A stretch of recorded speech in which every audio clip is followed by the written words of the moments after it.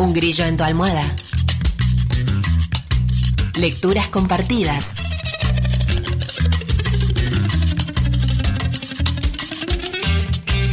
Cuatro labios leen mejor que dos.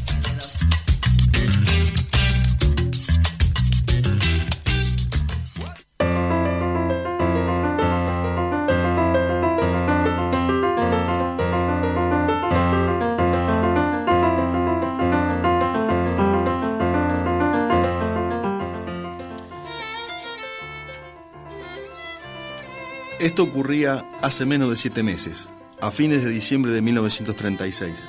No obstante lo cual me parece que aquel periodo pertenece ya a un pasado remoto. Acontecimientos posteriores lo han enfumado a tal punto que podríamos situarlo en 1935 y hasta en 1905. Había viajado a España con el proyecto de escribir artículos periodísticos, pero ingresé en la milicia casi de inmediato, porque en esa época y en esa atmósfera parecía ser la única actitud posible. Los anarquistas seguían manteniendo el control virtual de Cataluña y la revolución estaba aún en pleno apogeo. A quien se encontraba allí desde el comienzo, probablemente le parecía, incluso en diciembre o en enero, que el periodo revolucionario estaba tocando a su fin, pero viniendo directamente de Inglaterra, el aspecto de Barcelona resultaba sorprendente e irresistible. Por primera vez en mi vida me encontraba en una ciudad donde la clase trabajadora llevaba las riendas. Casi todos los edificios, cualquiera fuera su tamaño, estaban en manos de los trabajadores y cubiertos con banderas rojas o con la bandera roja y negra de los anarquistas. Las paredes ostentaban el martillo y la hoz y las iniciales de los partidos revolucionarios. Casi todos los templos habían sido destruidos y sus imágenes quemadas. Aquí y allá, cuadrillas de obreros se dedicaban sistemáticamente a demoler iglesias. En toda tienda y en todo café se veían inscripciones que proclamaban su nueva condición de servicios socializados.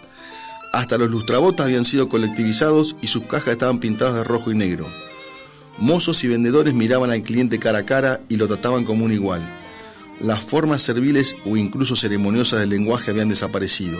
Nadie decía señor o don y tampoco usted. Todos se trataban de camarada y tú y decían salud en lugar de buenos días.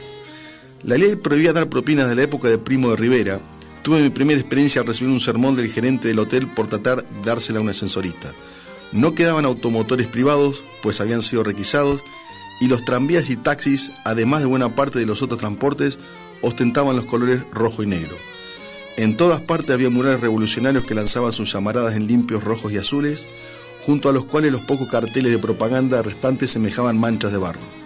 A lo largo de la Rambla, la amplia arteria central de la ciudad, constantemente transitada por una muchedumbre, los altoparlantes vociferaban canciones revolucionarias durante todo el día y hasta muy avanzada la noche.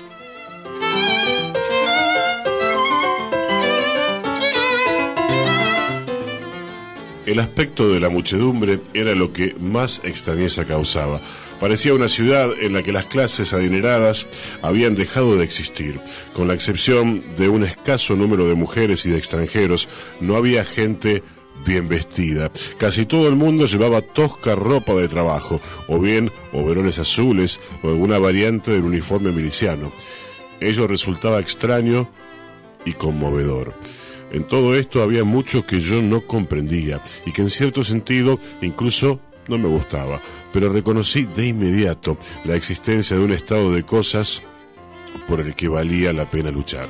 Asimismo, creía que los hechos eran tales como parecían, que me hallaba en realidad en un estado de trabajadores y que la burguesía entera había huido, perecido o se había pasado por propia voluntad al bando de los obreros. No me di cuenta de que gran número de burgueses adinerados simplemente esperaban en las sombras y se hacían pasar por proletarios hasta que llegara el momento de quitarse el disfraz. Además, se vivía el clima aciago de la guerra. La ciudad tenía un aspecto desordenado y triste. Las aceras y los edificios necesitaban reparaciones. De noche las calles se manifestaban poco alumbradas por temor a los ataques aéreos. La mayoría de las tiendas estaban casi vacías y mal arregladas. La carne escaseaba y la leche prácticamente había desaparecido. Faltaba carbón, azúcar y nafta, y el pan era casi inexistente. En ese periodo, las filas para conseguir pan tenía a menudo cientos de metros de largo. Sin embargo, por lo que se podía juzgar, hasta ese momento la gente se mantenía contenta y esperanzada. No había desocupación y el costo de la vía seguía siendo extremadamente bajo. Casi no se veían personas manifiestamente indigentes y ningún mendigo, exceptuando los gitanos. Por encima de todo existía la fe en la revolución y en el futuro, un sentimiento de haber entrado de pronto en una era de igualdad y libertad. Los seres humanos trataban de comportarse como seres humanos y no como engranajes de la máquina capitalista. En las peluquerías, cuyos dueños eran en su mayoría anarquistas, había letreros donde se explicaba solamente que los peluqueros ya no eran esclavos. En las calles, carteles llamativos aconsejaban a las prostitutas cambiar de profesión. Para cualquier miembro de la civilización endurecida y burlona de las razas de habla inglesa, había algo realmente patético en la libertad con que estos españoles idealistas tomaban las gastadas frases de la revolución. En esa época, las canciones revolucionarias del tipo más ingenuo, todas ellas relativas a la hermandad proletaria y a la perversidad de Mussolini, se vendían por pocos centavos. A menudo vi milicianos casi analfabetos que compraban una, la deletraban trabajosamente y comenzaban a cantarla con alguna melodía adecuada.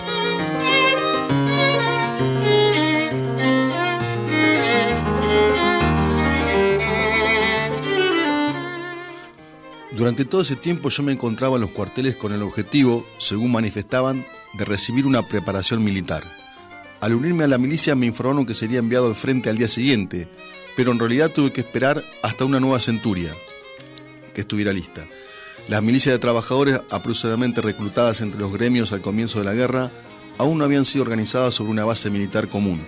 Las unidades de comando eran la sección, compuesta por unos 30 hombres, la centuria, por alrededor de 100, y la columna, que en la práctica significaba cualquier número grande de milicianos.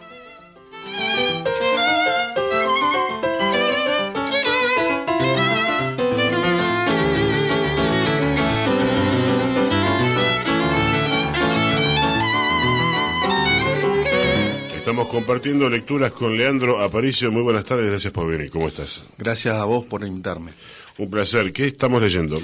Estamos leyendo Homenaje a Cataluña de George Orwell, que cuando lo compré hace mucho en Mar del Plata me dijo el librero, sí, esto es oro en polvo. Realmente es un goce disfrutarlo. Leer una primera lectura no siempre es placentera porque puede atravesar problemas y hay una manera de escritura ahí, a margen de que está traducido, muy conmovedora a priori, que hace que uno va leyendo y se va metiendo ahí. ¿Por qué lo elegiste? Bueno, yo cuando me invitaste me había gustado compartir algunos cuentos de este periodo. Es un periodo que a mí, particularmente la década del 30, pero sobre todo en España, es un momento muy, muy interesante, un momento donde nada estaba escrito, donde todo estaba por escribirse. No sé cómo se escribió, no creo que se haya escrito como uno quisiera, pero es un periodo tan rico y por otra parte este libro plantea muchas cuestiones que son para el debate, ¿no? Que son cuestiones que son actuales y que nos permiten también posicionarnos y entender dónde estamos. Obviamente que Orwell yo lo había leído la primera vez con Rebelión en la Granja, después en 1984, después tengo un par de cuentos, pero quería compartirlo porque más allá de escribirlo, es una persona que estuvo ahí, al igual que Hemingway, al igual que otros escritores. Entonces, más allá de lo que él advierte, de que puede no llegar a ser todo exacto lo que dice, porque están sus particularidades, con una honestidad que creo es lo que más rescato, plantea diversas cuestiones, plantea su ingreso y su visión de Cataluña, y lo que quisiera compartir acá con ustedes es lo que él vivió en el frente, lo que era el frente, y bueno, y la parte final de su estadía cuando regresa a Barcelona y ya cambió sustancialmente en poco tiempo la ciudad. Ahora vamos a ir a lo del frente, a lo que sigue. Antes de eso, a vos, en general el público te conoce como abogado, como alguien involucrado también en diferentes causas, y antes del derecho estuvo la literatura en tu caso, ¿no? Digo, eras lector, porque alguna vez hemos conversado y recuerdo que habías mencionado alguna lectura de adolescente, o te lo pregunto de otra forma, ¿cuándo aparece la literatura en tu vida y qué importancia tiene? Mi madre es la culpable de todo eso. De pequeño me hacían leer, me daban para leer los clásicos, ¿no? Lo más moderno que leer los clásicos y bueno, creo que bueno, gracias a ella pude o tener acceso y curiosidad por leer distintos tipos de escritores y reconozco también que lamentablemente no leo ahora con la frecuencia que leía antes, ¿no? Porque lo he reemplazado tal vez por ver películas o por muchas excusas que uno pone para decir, salvo que me vaya a un lugar, al campo o a algún lugar, no lo puedo hacer. Es complicado, pero no se puede. Es un momento complejo. Si todas las pantallas atentan contra que uno concentre la atención en algo, digamos. Y es lo que dijo Orwell también en 1984 con la telepantalla, ¿no? Cómo la telepantalla te invade. Ese es un libro que también me... Nada, son esos libros proféticos que después todo lo que van diciendo se va cumpliendo, ¿no? Y más en la pandemia se cumplieron muchas de las maldiciones que predijo Orwell. De todas maneras, ha sido constitutiva en tu forma de ver el mundo, porque hay lecturas que van impregnando, a uno le van dando forma, si se quiere, a su psiquis o a su forma de ver autores fundamentales, libros que marcan... como si cuando uno prueba el lente cuando va al oculista, acá ves bien, bueno, ¿no? Te van dando un Sí, y aparte, ¿qué pasa? Cuando vos lees todas estas cosas, medio que te sentís un patito feo, porque no sabés dónde encajás. Yo vengo de una familia por historia radical y los entredichos, las discusiones con mi viejo ya empezaron... medio temprano, ya con el punto final y la audiencia de vida, ya me acuerdo las primeras discusiones que mi viejo me explicaba, situaciones que también se pueden explicar con este libro, ¿no? Entonces sí, te marcan las lecturas, sí, te marcan tu pensamiento, ¿no? Estamos compartiendo lecturas con Leandro Aparicio.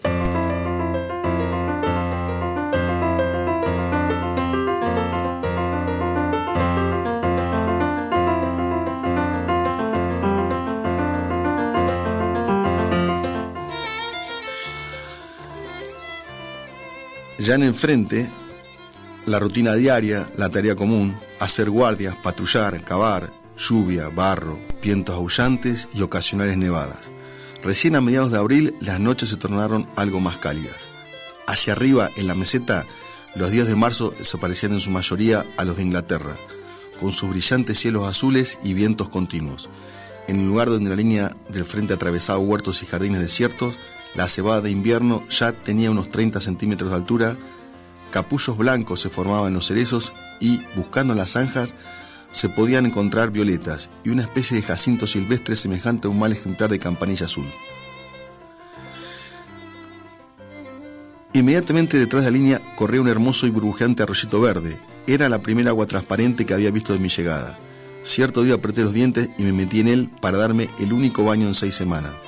Fue lo que podría llamarse un baño breve, pues el agua era principalmente nieve derretida y la temperatura no se encontraba muy por encima de 0 grados. Mientras tanto, nada ocurría.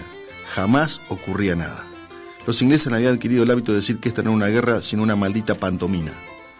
Casi nunca estábamos bajo el fuego directo de los fascistas. El único peligro provenía de las balas perdidas, las cuales, como las líneas se curvaban hacia adelante en ambos lados, procedían de varias direcciones.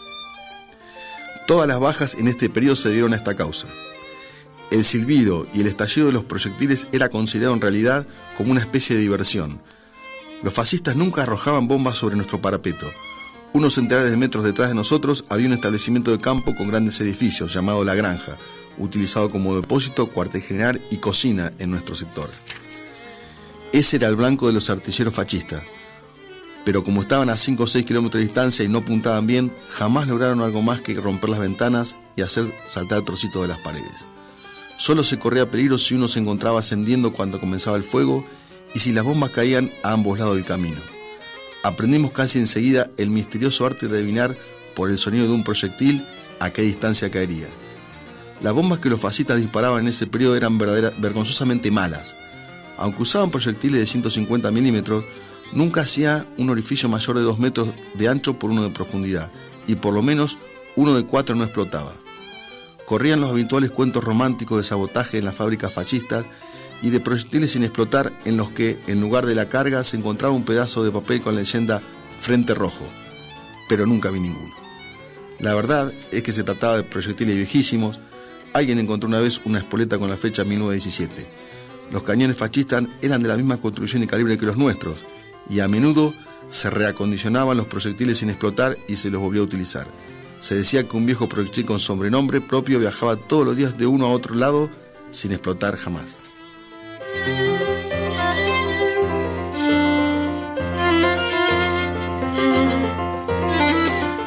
Por la noche solían enviarse pequeñas patrullas a la tierra de nadie para que se ubicaran en zanjas cavadas cerca de las líneas fascistas y trataran de escuchar sonidos, toques de trompeta, bocinas de automóvil, etc., que indicaran actividad en Huesca. Había un constante ir y venir de tropas fascistas y los informes de esas patrullas permitían calcular en cierta medida la envergadura de tales movimientos. Teníamos orden especial de informar sobre el sonido de campanas de iglesias.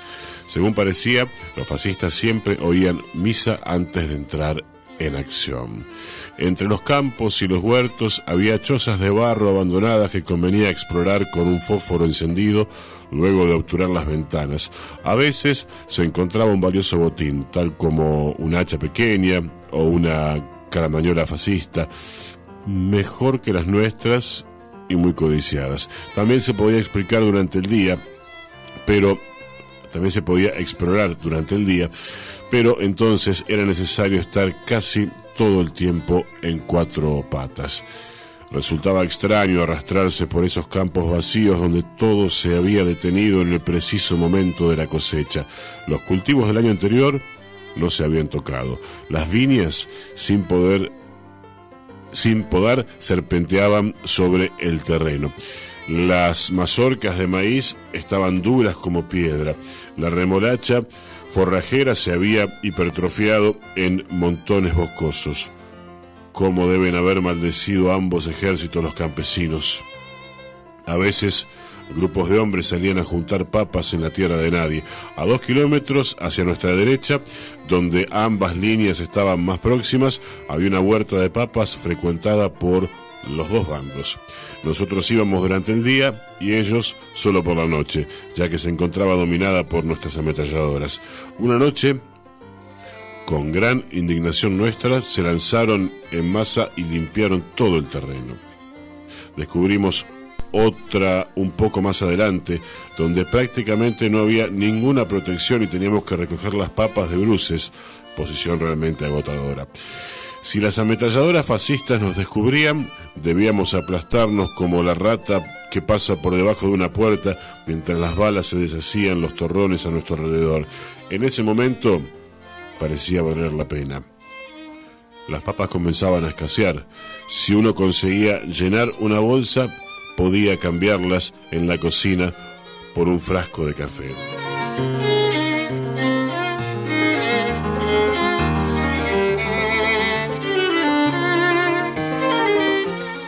Como siempre, nada ocurría y no parecía que las cosas fueran a cambiar. ¿Cuándo vamos a atacar? ¿Por qué no atacamos? Eran las preguntas que uno oía día y noche entre españoles e ingleses. Cuando se piensa en lo que significa luchar, resulta extraño que los soldados anhelen hacerlo y no obstante, sin duda, lo desean. En los periodos estacionarios de la guerra hay 3 cosas que todos los soldados anhelan: una batalla, más cigarrillos y una semana de licencia. Ahora estábamos algo mejor armados que antes. Cada hombre tenía 50 cargas de munición en lugar de 150 cargas de munición en lugar de 50, y sucesivamente fueron entregándose bayonetas, cascos de aceros y unas pocas granadas. Corrían constantes rumores sobre inminentes batallas, rumores que, según he pensado de entonces, eran difundidos en forma deliberada para mantener la moral de las tropas. No necesitaba un gran conocimiento militar para darme cuenta que no habría ninguna acción importante en ese lado de Huesca, por lo menos en aquel momento. El punto estratégico era el camino a Jaca, en otro sector. Más tarde, cuando los anarquistas atacaron el camino a Jaca, Nuestra tarea consistió en hacer ataques de sostén y obligar a los fascistas a retirar tropas del otro lado.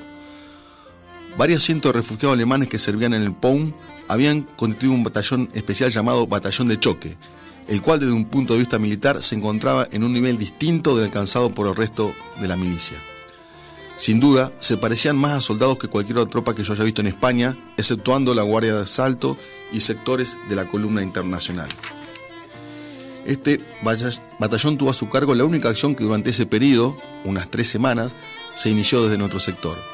El objetivo fue un manicomio abandonado, que los fascistas habían convertido en fortaleza, pero como de costumbre, el ataque salió mal.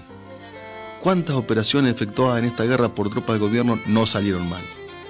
El batallón de choque tomó el manicomio por asalto, pero los hombres de no recuerdo ya qué milicia encargados de apoyarlo ocupando la colina vecina al manicomio fueron derrotados. El capitán que los comandaba, que era uno de esos militares de carrera, de lealtad dudosa, a quien el gobierno persistía en emplear, fuera por miedo o por traición, puso sobre aviso a los fascistas arrojando una granada cuando estaban a 200 metros. Me satisface poder decir que sus hombres lo mataron en el acto, pero el ataque perdió su carácter sorpresivo y los milicianos fueron aplastados por un fuego cerrado y expulsados de la colina. Al anochecer, la milicia de choque tuvo que abandonar el manicomio. Durante toda la noche las ambulancias marcharon en fila por el abominable camino a Siétamo, terminando de matar a los heridos graves con sus barquinazos.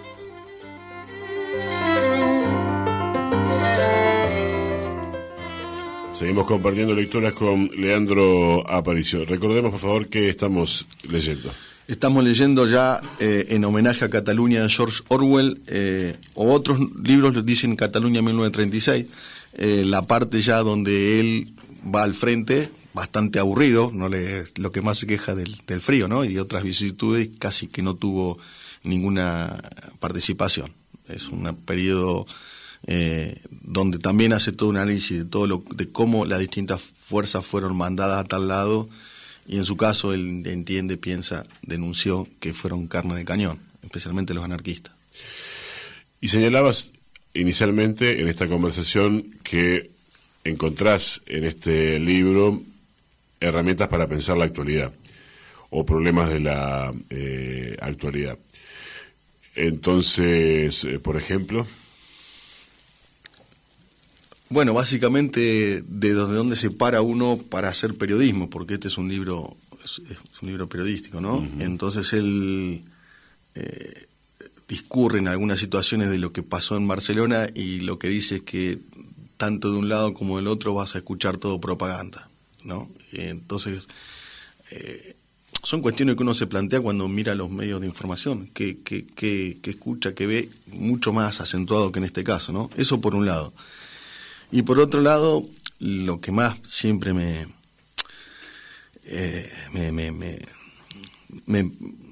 obliga a pensar y a repensar es cómo la derecha es mucho más práctica y no tiene todos las complejidades que tienen los distintos grupos de izquierda para congeniar. Lo que plantea Orwell después de lo que pasa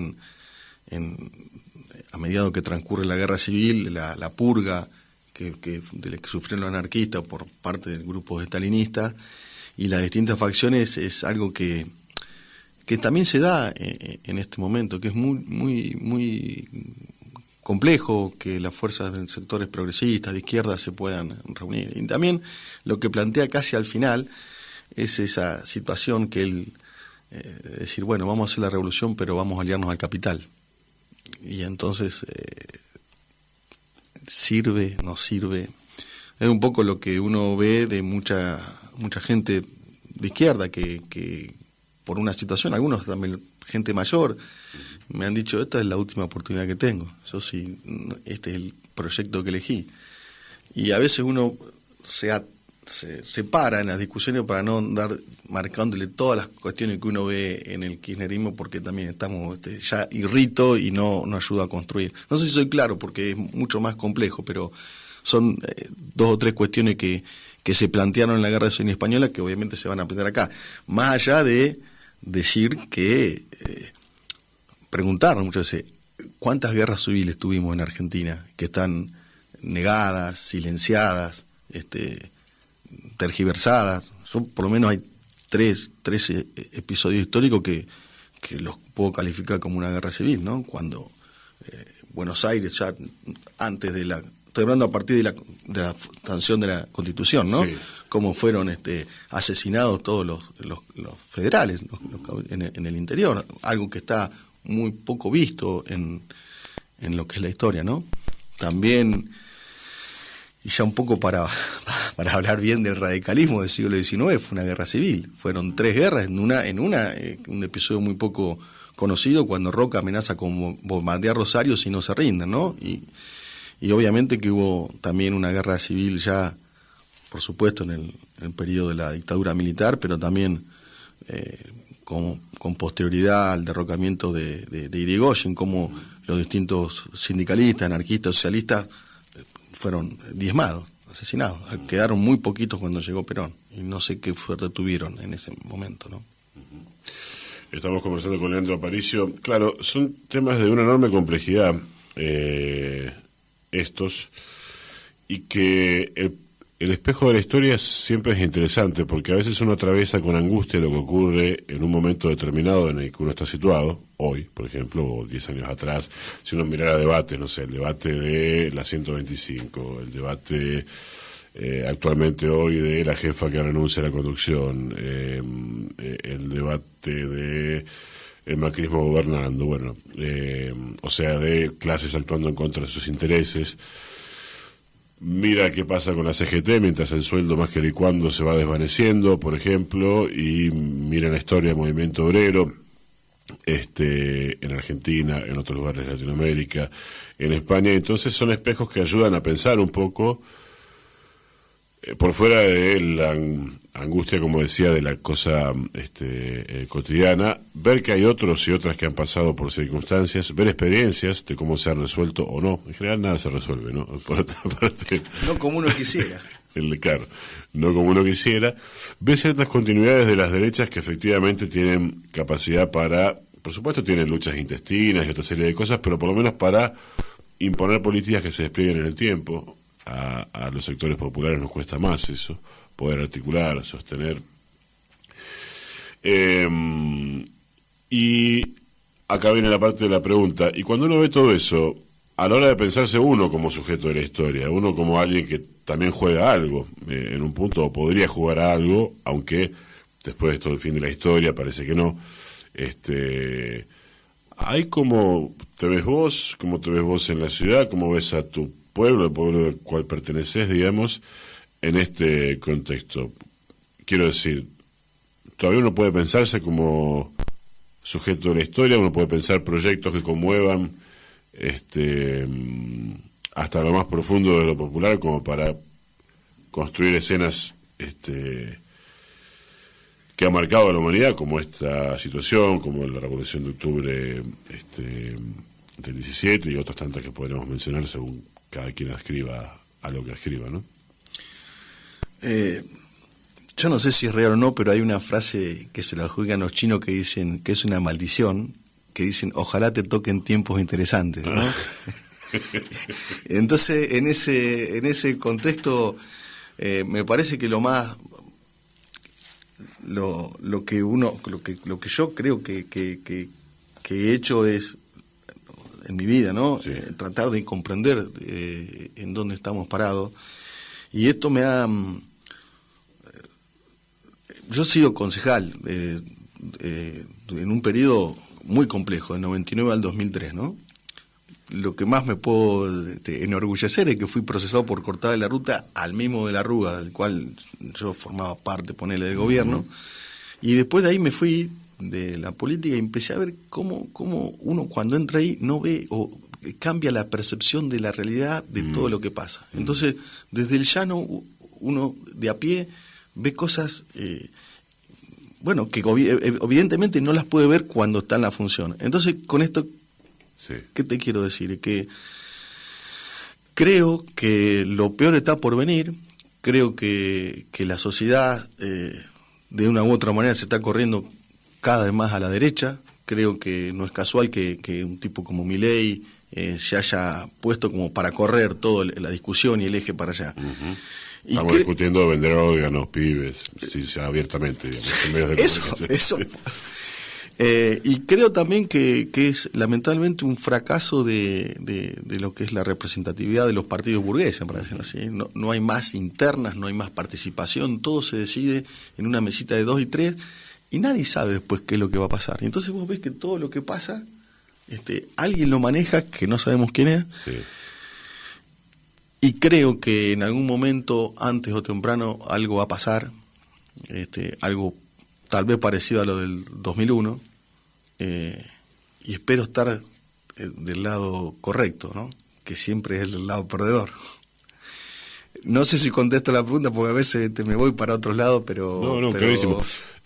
Claro, esta sensación de estabilidad, de que nunca explota, no es cierta, porque si uno mira fragmentos, momentos de la historia, uno va, no sé, desde el Cordobazo en adelante, idas y vueltas, y cada tanto ocurren cosas importantes de envergadura, en favor o en contra. Puede ocurrir aquello, puede ocurrir el menemismo, que es una contrarrevolución, pero digo, se mueven las cosas, van a pasar cosas. Yo creo que el renunciamiento, que no es tal, de la señora vicepresidenta, es en función de que saben que algo va a pasar después de las elecciones, y algo van a hacer, porque estamos parados en un polvorín que no sé cómo lo van a resolver. Estamos compartiendo lecturas con Leandro Aparicio.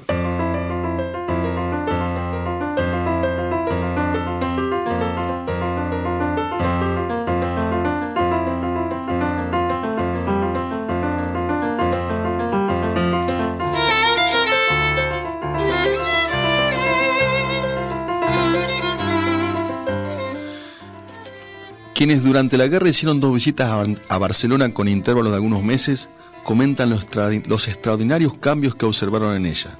Por extraño que parezca, los que fueron por primera vez en agosto y volvieron en enero, o como yo mismo, primero en diciembre y después en abril, al volver siempre dicen lo mismo: la atmósfera revolucionaria ha desaparecido. Sin duda, para quien estuvo allí en agosto, cuando la sangre aún no se había secado en las calles y los milicianos ocupaban los hoteles elegantes, Barcelona, aún en diciembre, continuaba pareciendo una ciudad de trabajadores. Pero la marea estaba en descenso. Poco después volvía a ser una ciudad corriente, un poco maltratada y lastimada por la guerra, sin ninguna señal externa del predominio de la clase trabajadora. El cambio en el aspecto de las multitudes era sorprendente. El uniforme de la milicia y los overoles azules habían desaparecido casi por completo. La mayoría usaba esos trajes elegantes veraniegos en lo que se especializan los sastres españoles. En todas partes se veían hombres prósperos y obesos, mujeres bien ataviadas y coches de lujo. Aparentemente, aunque no había coches privados, no obstante lo cual, todo aquel que fuera alguien podía disponer de un automóvil.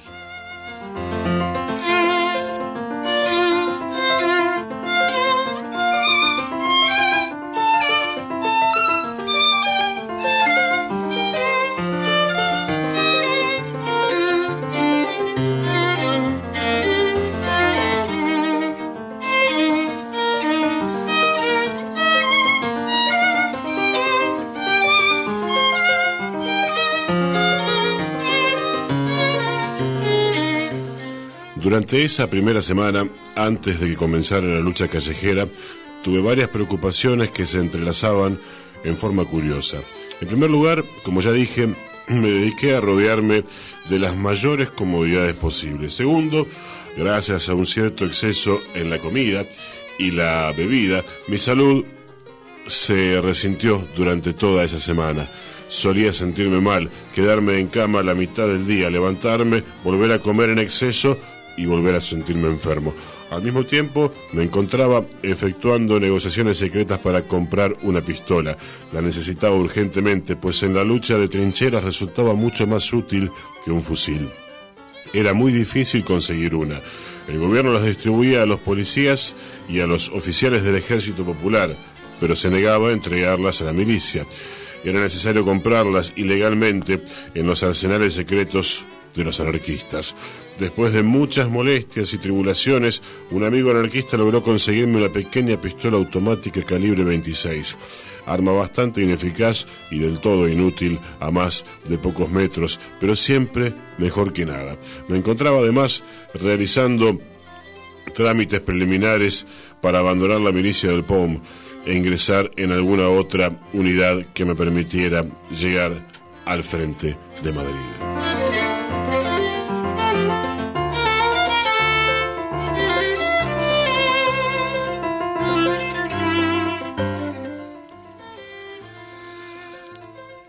Durante este periodo hubo rumores, siempre vagos y contradictorios debido a la censura periodística, sobre choques que se producían en toda Cataluña. En diversos lugares, las fuerzas policiales armadas atacaron baluartes anarquistas.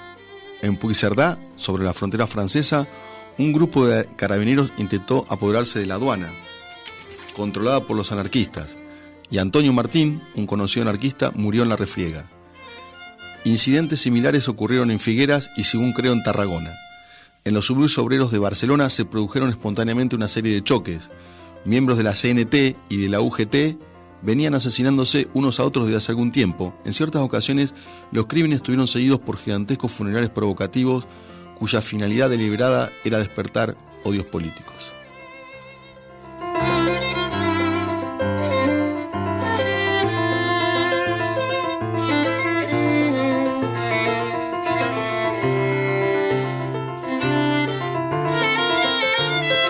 Se acercaba el 1 de mayo y se hablaba de una demostración gigantesca en la que tomarían parte tanto la CNT como la UGT. Los líderes de la CNT, más moderados que muchos de sus miembros, intentaban desde hacía tiempo una reconciliación con la UGT. Sin duda, la nota clave de su política era la integración de los dos bloques en una gran coalición. La idea era que la CNT y la UGT desfilaran unidas y demostraran su solidaridad, pero a último momento se suspendió la manifestación, pues resultaba evidente que solo originaba disturbios. Nada ocurrió el 1 de mayo. La situación era bien extraña. Barcelona, la llamada ciudad revolucionaria, fue quizás la única en Europa no fascista que no celebró ese día. Pero admito que me sentí aliviado. Se esperaba que el contingente de la ILP marchara en la manifestación con la sección del POM, y todo el mundo preveía dificultades. Lo último que yo deseaba era verme mezclado en alguna tonta lucha callejera, marchar por la calle detrás de banderas rojas para luego morir de un balazo disparado desde alguna ventana por un desconocido. No constituía mi idea de lo que es una forma útil de morir.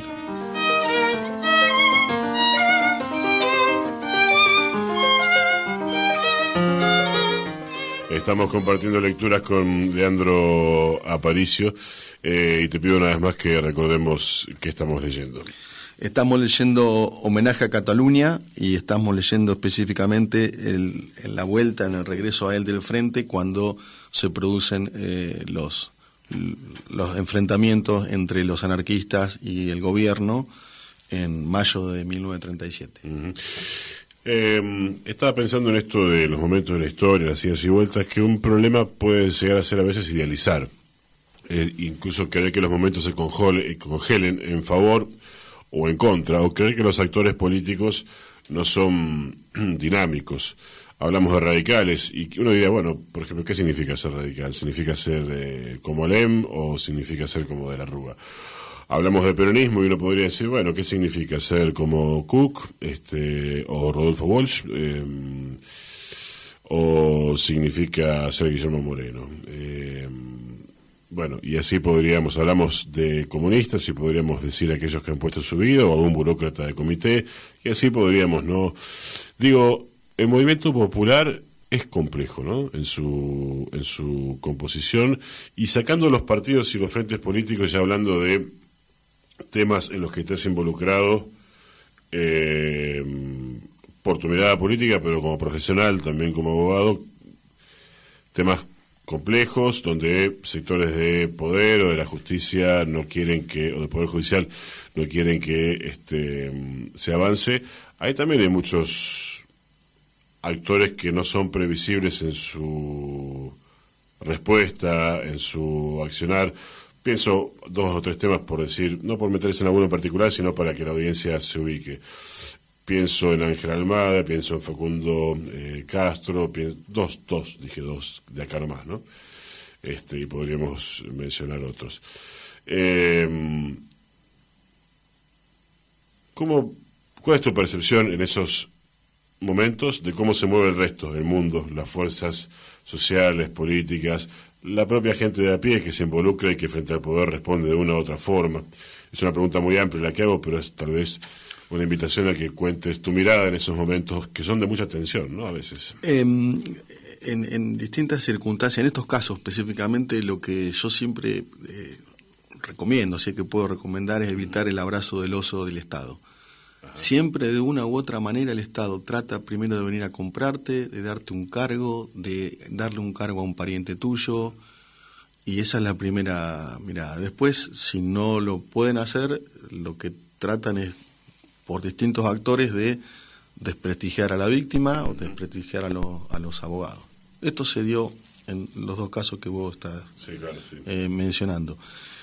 Y también me pasa que soy abogado, entonces yo le tengo que explicar a quien es víctima que tiene que tener prueba para llegar a un juicio, pues si no es muy todo sí, zarasasasa, pero y entonces a veces es muy difícil conseguir la prueba porque hay cuestiones. Por ejemplo, en la causa de Facundo Astudillo Castro, si no hubiera sido por el doctor Heim, no tendríamos la calidad de prueba que tenemos. Y estamos parados en una situación fuerte, de fortaleza. Que fue el fiscal que en un momento se introdujo. Que se introdujo y que le marcó un poco la cancha a Ulpiano Martínez. Quiero decir que a veces te sorprende que del Estado, y lo tengo que nombrar al doctor Heim porque es una excepción, y después, ¿qué es lo que veo? Veo que el Estado está broquelado en tratar de encubrir a los policías. Todos estos casos de desaparición forzada no pueden ser posibles y no pueden ser impunes si no cuentan con el acompañamiento de un sector del periodismo, de los colegios de abogados, de los jueces y de los fiscales que permiten todo esto. Por ahí, Astor, como es tan amplia, yo por ahí la contesto como quiero la pregunta. No sé pero si sí, pero es eso mismo. Sí está, pero es para que contestes vos. Y pensaba, además del ejercicio de poder, hay algo que tiene menos prensa, que es muchas veces, no por una cuestión de levantar el ánimo, porque la situación es compleja, pero para poner ahora el foco en otra cosa que también ocurre, creo yo, y te lo pregunto, que es que también ante situaciones de poder inmediatamente aparecen situaciones de resistencia, actores que nunca se habían pensado luchando contra un sector de poder y también mucha solidaridad. Hay cagones también, pero también hay del otro, ¿no? Sí, por supuesto, lo veo y uno lo agradece, porque muchas veces, aparte de la solidaridad, y te lo puedo decir en la causa de Caterín y en la causa de Facundo, hay personas que no solamente se solidarizan, sino que hay personas que van a declarar. Claro. Con todo el riesgo después que ello implica para su seguridad, para su vida, para la vida de su gente. Digo Montehermoso porque no quiero soslayar el hecho de que es un narcoestado pequeño, en donde es muy difícil de contar y más de creer lo que pasa en Montehermoso si uno no se zambulle y escucha todos los testimonios de las personas que están sufriendo en ese pueblo, que tendrían que ustedes, no te voy a decir lo que tienen que hacer, pero hacer un análisis de lo que ha pasado, la transformación que ha tenido en Montehermoso desde hace unos 15, 20 años a esta parte, ¿no? Transformaciones sociales, edilicias, lavado de dinero, narcotráfico. Es que hay una transformación en el empresariado en general, ¿no? Por supuesto. Entonces, lo que pasa allá en Montehermoso está avalado por mucho de lo que tienen el poder de acá. Estamos compartiendo lecturas con Leandro Aparicio.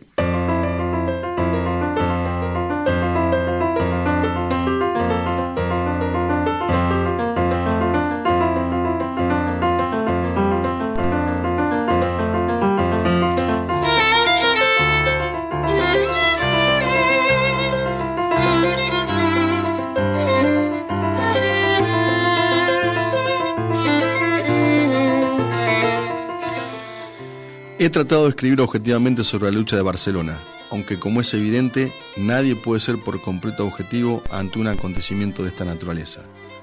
Prácticamente se está obligado a tomar partido y debe resultar bastante claro de qué lado estoy yo. Además, posiblemente he cometido algunos errores inevitables en la descripción de los hechos, no solo aquí, sino en otras partes de esta narración. Resulta muy difícil ser exacto con respecto a la guerra española, debido a la falta de documentos no propagandísticos. Prevengo a todos contra mi parcialidad y contra mis errores. No obstante, he hecho lo posible por ser honesto. Se verá que mi relato difiere completamente de lo publicado por la prensa extranjera, en especial la comunista. Es necesario examinar la versión comunista, pues fue difundida en todo el mundo, se repite con breves intervalos y es quizás la más ampliamente aceptada.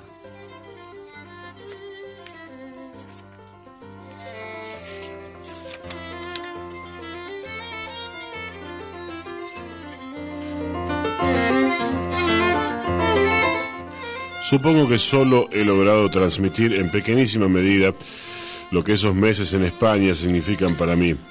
He registrado algunos acontecimientos, pero no puedo describir lo que sentí al vivirlos.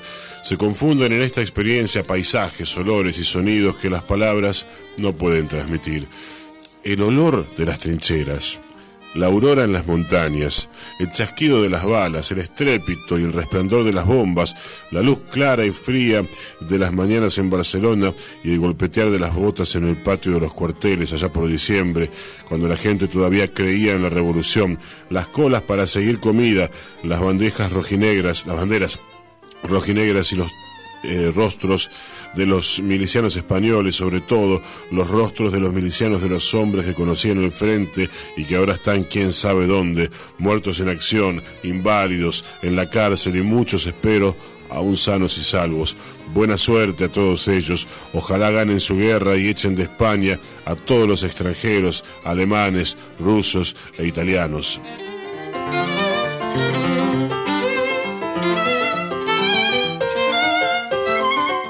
Esta guerra, en la que desempeñé un papel tan ineficaz, me ha dejado recuerdos en su mayoría penosos. No obstante, no me arrepiento de la experiencia. Cuando ya tenía la visión de un desastre como ese, y cualquiera sea el resultado, la guerra española es un espantoso desastre, aún sin considerar la matanza y el sufrimiento físico. El saldo no es necesariamente desilusión y cinismo. Por curioso que parezca, toda la experiencia no ha socavado mi fe en la decencia de los seres humanos, sino por el contrario la ha fortalecido. Espero que mi relato no haya sido demasiado confuso. Creo que, con respecto a un acontecimiento como este, nadie puede ser completamente veraz. Solo se puede estar seguro de lo que se ha visto con los propios ojos y, consciente o inconscientemente, todos escribimos con parcialidad. Si no lo he dicho en alguna otra parte de este libro, lo diré ahora. Cuidado con mi parcialidad, mis errores fácticos y la deformación que inevitablemente produce el que yo solo pueda haber visto un aspecto de los hechos. Pero cuidado con lo mismo al leer cualquier otro libro acerca de este periodo de la Guerra Española.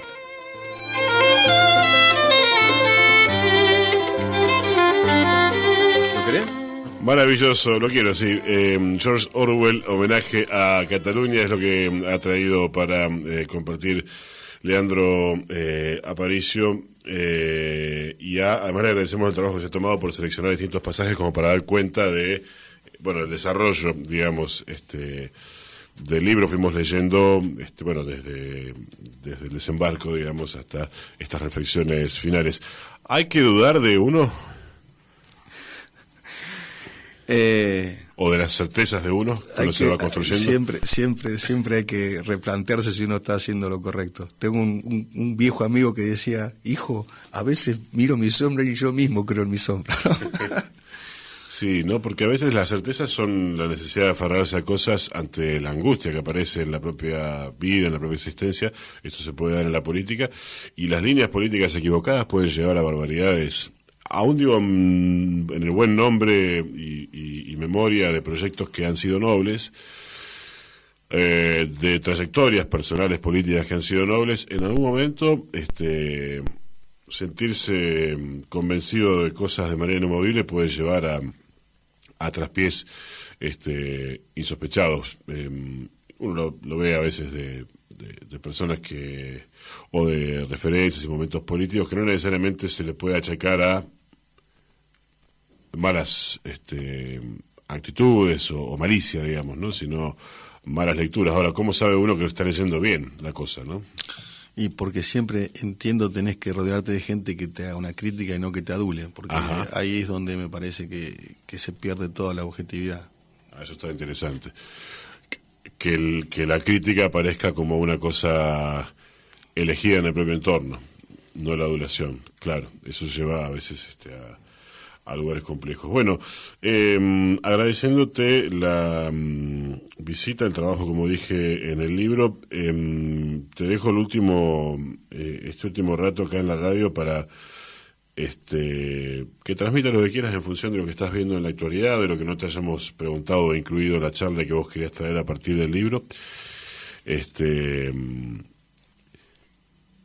¿Y a tus cuántos años de ejercicio como abogado? 25. 25.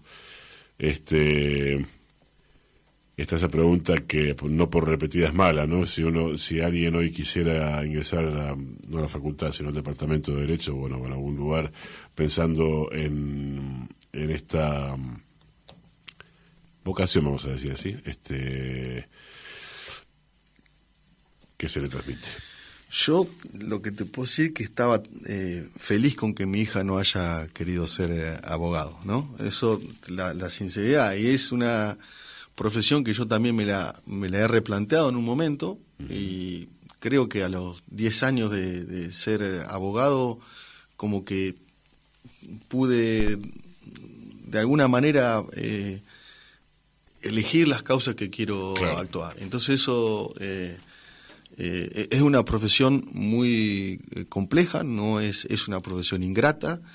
Los abogados que recién se reciben no tienen mucho dinero, no tienen forma tampoco de conseguir dinero, como en todos lados. Acá uno sabe quién es el abogado que hace mucha plata y de qué manera, y los que subsisten, y entonces uno ve también cómo los chicos jóvenes desesperadamente quieren meterse en el Estado de cualquier manera. Y por otro lado, lo que uno ve también, lo puedo testificar, es cómo los colegios de abogados son corporaciones donde hay grupitos de poder que tienen sus apetencias, sus intereses, y que lo que menos quieren es defender a sus representados. Una sola cosita, pero el colegio de abogados es uno de los más antiguos del país. ¿Sabe por qué se hizo? Porque un juez metió preso a un abogado por las cosas que el abogado le decía para defender a un cliente. No, el objetivo con el que fue fundado no es el objetivo con el que están ahora, ¿no?